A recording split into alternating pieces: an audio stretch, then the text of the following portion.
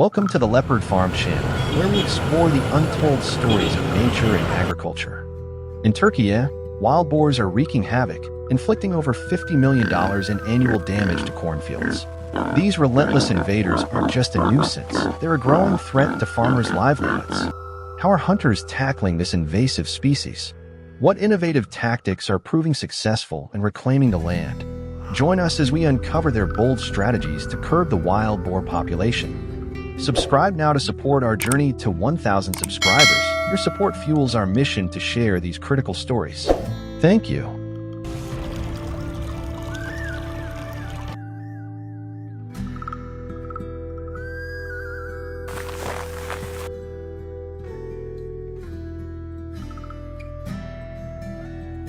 Turkey's corn industry, a cornerstone of the nation's agriculture, is under siege. A single wild boar can devour up to 25 pounds of crops daily, while a herd of 10 can obliterate 2 acres of corn in a single night.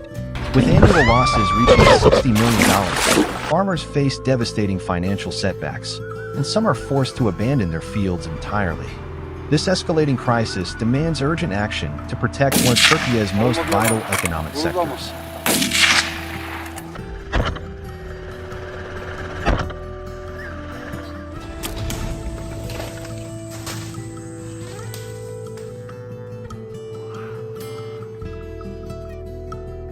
To protect their livelihoods from devastating wild boar invasions, Turkey's rural communities have taken action, launching daring hunting expeditions to reclaim their fields. These hunts are anything but ordinary. Picture a heart-pounding moment when a herd of boars suddenly charges, flipping the hunt into a high-stakes showdown. In such critical seconds, precision is everything, and every shot must hit its mark.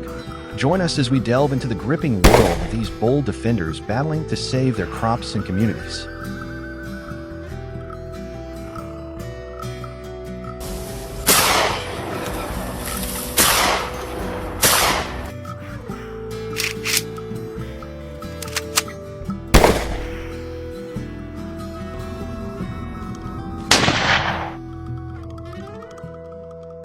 Thanks to meticulous planning and rigorous safety protocols, local hunting groups report no injuries during recent operations. While modern technology offers new tools, most hunters remain loyal to traditional ground-based tracking, a method that's both strategic and effective. This hands-on approach has yielded impressive results, slashing wild boar populations by over 45% annually. Stay tuned to discover how these efforts are reshaping the fight against this agricultural menace. In rural regions and near suburban borders, areas hardest hit by the boar.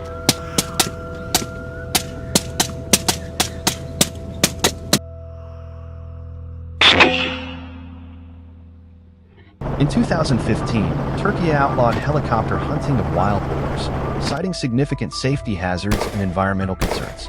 Even with innovations like parachute deployment, the deafening noise and vibrations from helicopters often provoke the animals, triggering erratic and aggressive behavior. This not only made the hunts less effective, but also heightened the risks for all involved. By banning this practice, Turkey has shifted towards safer, more sustainable methods to manage the wild boar population, preserving both human safety and the natural ecosystem.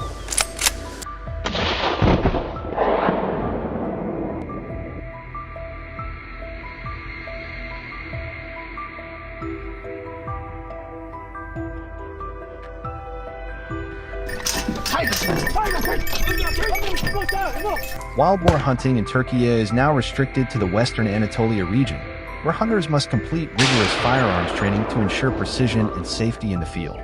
These programs boast an impressive 69% success rate, equipping hunters with the skills needed to tackle this invasive species.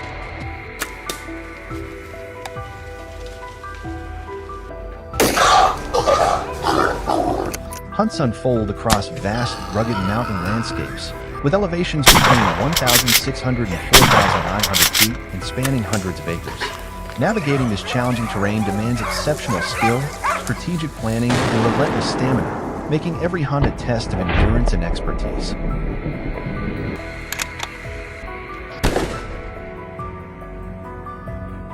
Wild boars roam in tight-knit groups of 9 to 20, especially when foraging, presenting hunters with a prime opportunity to achieve a successful hunt in a single day.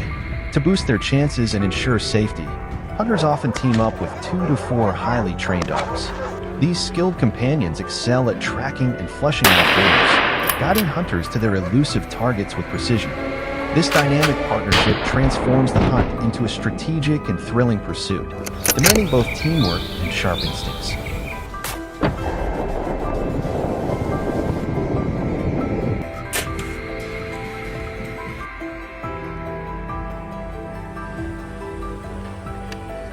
Winter is the ideal season for wild boar hunting in Turkey, particularly in the rugged mountains of the eastern and southern regions. During these colder months, boars congregate in larger groups as they scour for scarce food, making them easier to locate.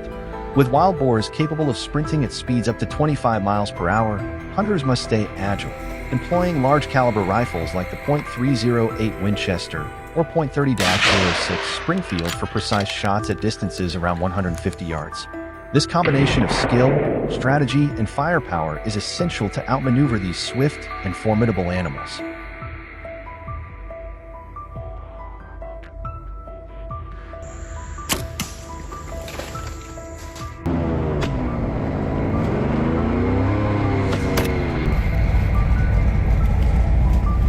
That's your briar, that's all briar. The strategic hunting of wild boars has slashed crop damage by 30%, delivering vital relief to Turkey's agricultural communities. Yet, this approach sparks ongoing debate.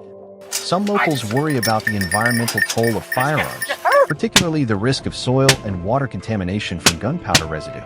Balancing effective pest control with ecological responsibility remains a critical challenge.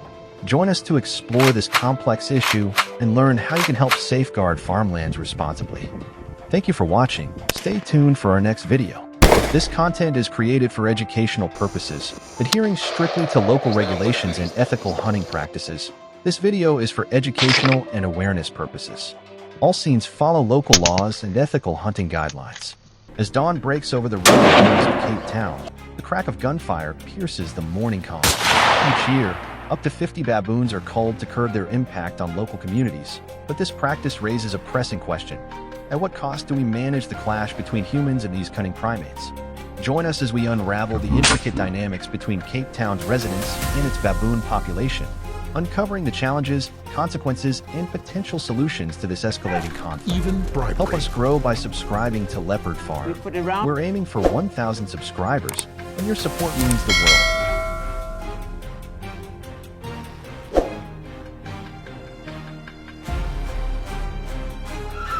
Oh my god!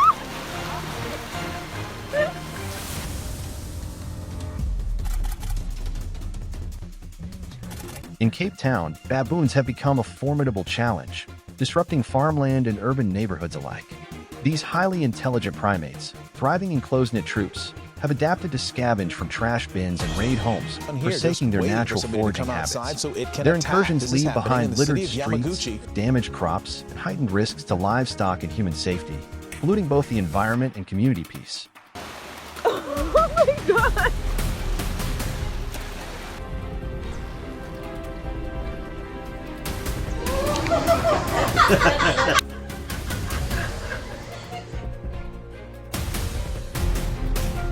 The Cape Town Wildlife Conservation Authority estimates that baboon-related incidents generate $3.5 million in damages annually. How long can the community withstand these losses? And what will it take to forge a sustainable path forward?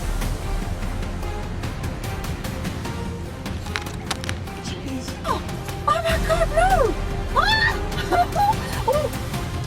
In Cape Town, the rising tide of baboon incursions has spurred innovative responses from residents and authorities. The city has rolled out a cutting-edge virtual fence program, leveraging GPS tracking and predator sounds to deter baboons from straying into urban zones. While this technology has offered temporary respite, experts caution that the primate's remarkable adaptability may soon outsmart these measures.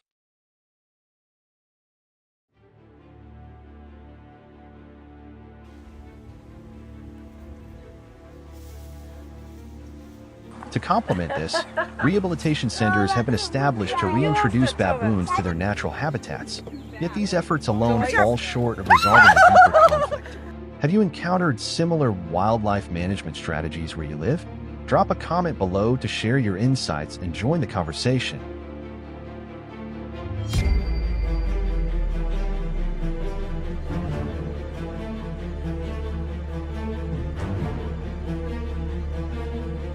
Faced with the limitations of non-invasive methods, South African authorities have adopted a more direct approach, strictly regulated baboon hunting. This strategy prioritizes precision and ethical standards, requiring hunters to undergo training in humane shooting techniques and to use high-powered rifles, binoculars, and protective gear. Maintaining a safe distance of at least 150 yards minimizes stress to the animals.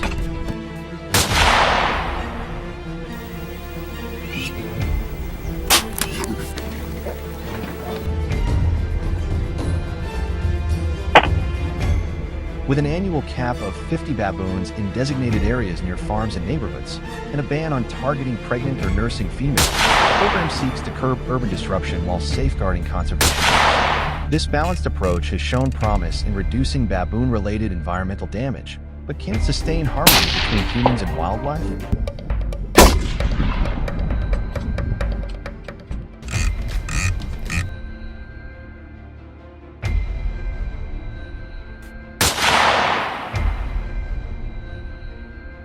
In South Africa, baboon hunting is governed by stringent regulations, including the National Environmental Management and Biodiversity Act 2004 and Western Cape's Cape Nature provincial governments. Baboons may be legally hunted as pests when they threaten agriculture, property, or human safety, but strict compliance is non-negotiable. Violations trigger hefty fines, often reaching hundreds of dollars, or the loss of hunting licenses. Hunters must be well-versed in these laws and understand the ecological impact of invasive species to ensure responsible practices.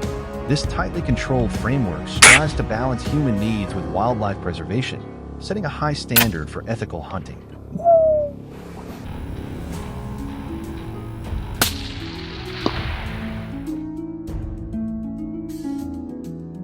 At the same time, South African farmers and authorities are refining their strategy by pairing regulated hunting with public education to foster coexistence with wildlife. This approach sparks intriguing questions for global audiences. Could U.S. farmers apply South Africa's rifle and quota model to tackle invasive wild boars? How might cultural or legal differences hinder such a system?